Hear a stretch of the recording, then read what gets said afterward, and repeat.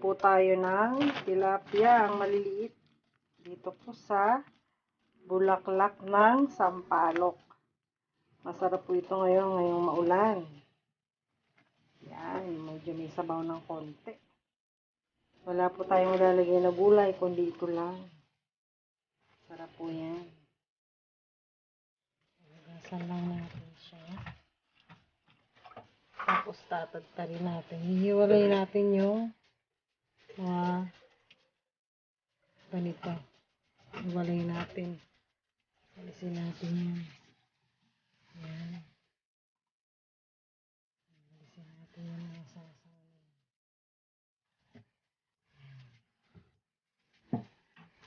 Pagpadami lang yan na timbang.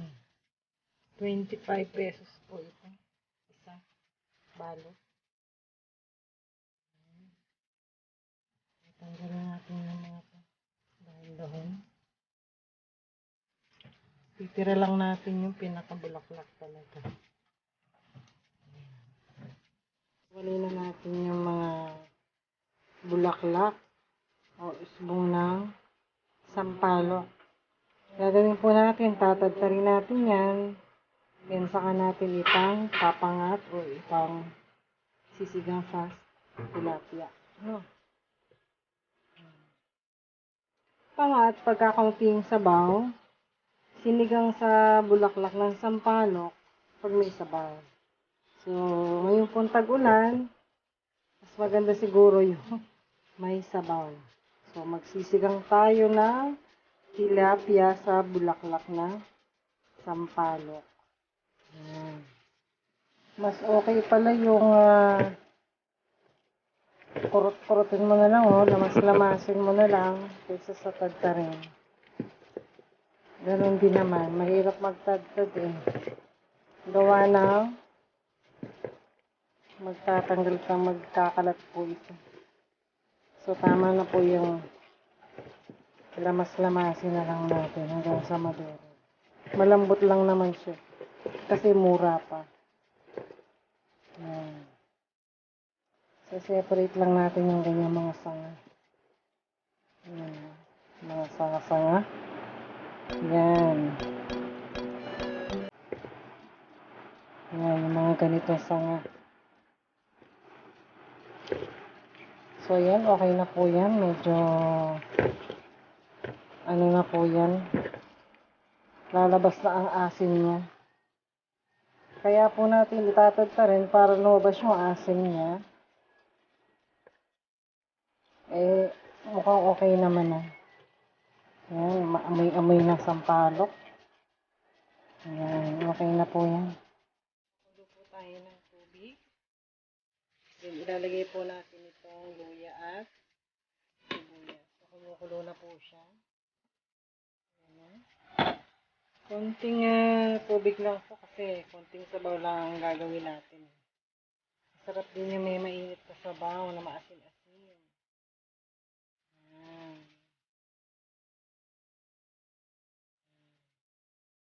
Then, lalagay na natin yung kalahating bulaklak ng sampalok para lumasa.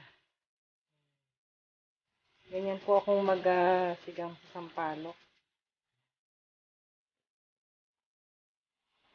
Yan. Papakuluin lang po natin siya hanggang sa umano yung kanyang asin lumabas.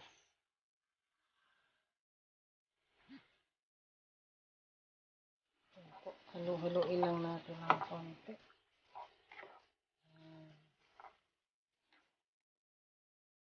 Siguro po mga 3 minutes, pwede na siya. Pakuluan muna natin siya. Takpan natin sa mahinang apoy. Habang kumukulo po, bigyan na natin ng asin. Asin.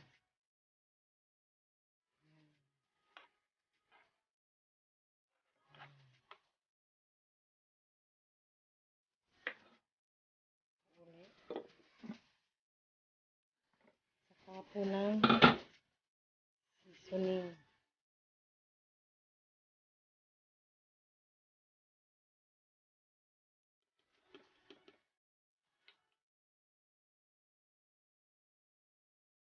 Ayan po, lumasa na po yung sampalok.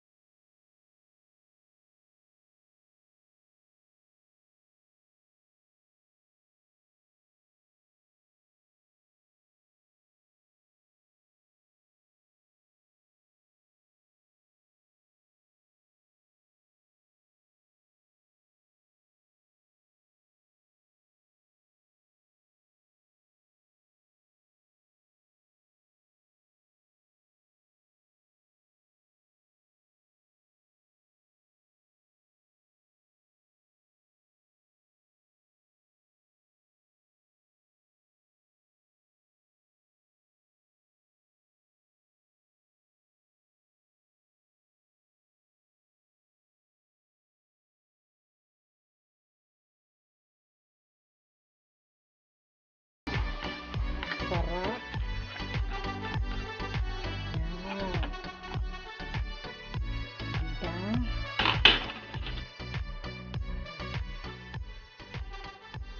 Po ang sinigang sa bulaklak ng sampalok.